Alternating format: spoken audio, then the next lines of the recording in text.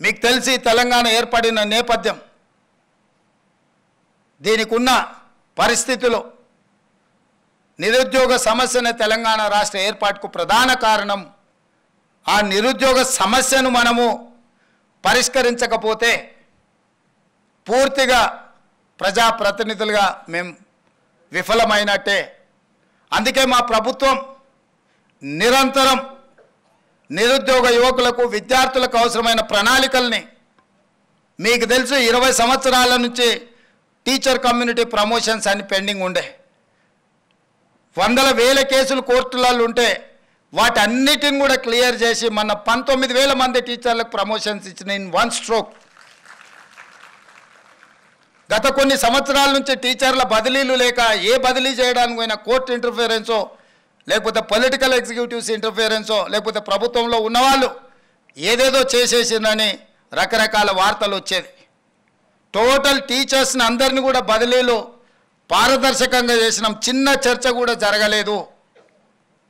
Group 1 exams 4,03,000 మంది apply చేసుకొని 3 లక్షల పైన గ్రూప్ 1 ప్రిలిమ్స్ ఎగ్జామ్ మేము నిర్వహించినాం. చిన్న సమస్య రాకుండా మైన్యూట్స్లో వర్కౌట్ చేసి జేఎన్టీయూ నుంచే సపోర్ట్ తీసుకున్నాం. How you people are conducting EAMCET and other exams, we have adapted same procedure and practice.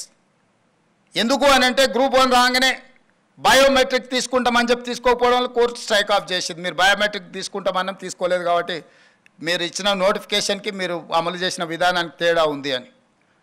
So నోటిఫికేషన్లో ఏం ఇష్యూస్ను పొందుపరిచినామో అదే విధంగా పరీక్షలు నిర్వహించి ప్రిలిమ్స్ కంప్లీట్ చేసి ప్రిలిమ్స్ రిజల్ట్స్ ఇచ్చినాం. నోటిఫికేషన్లో 1:50 అని మేము మెన్షన్ చేసి నోటిఫికేషన్ ఇచ్చినాం.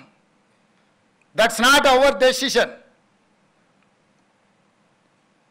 దీదెన్ గవర్నమెంట్ 2022లోనే 1:50 గ్రూప్ 1లో తీసుకోవాలని జీవో ఇచ్చి ప్రభుత్వ విధానాన్ని తీసుకున్న, ఆ విధానంతోనే నోటిఫికేషన్ ఇచ్చిండ్రు.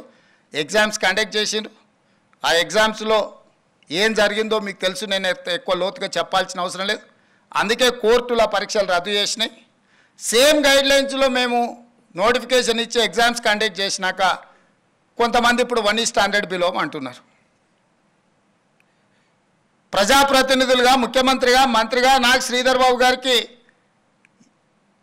1% కూడా నష్టం లేదు, కష్టం లేదు 1:50 బదులు 1:100 పిలవడానికి.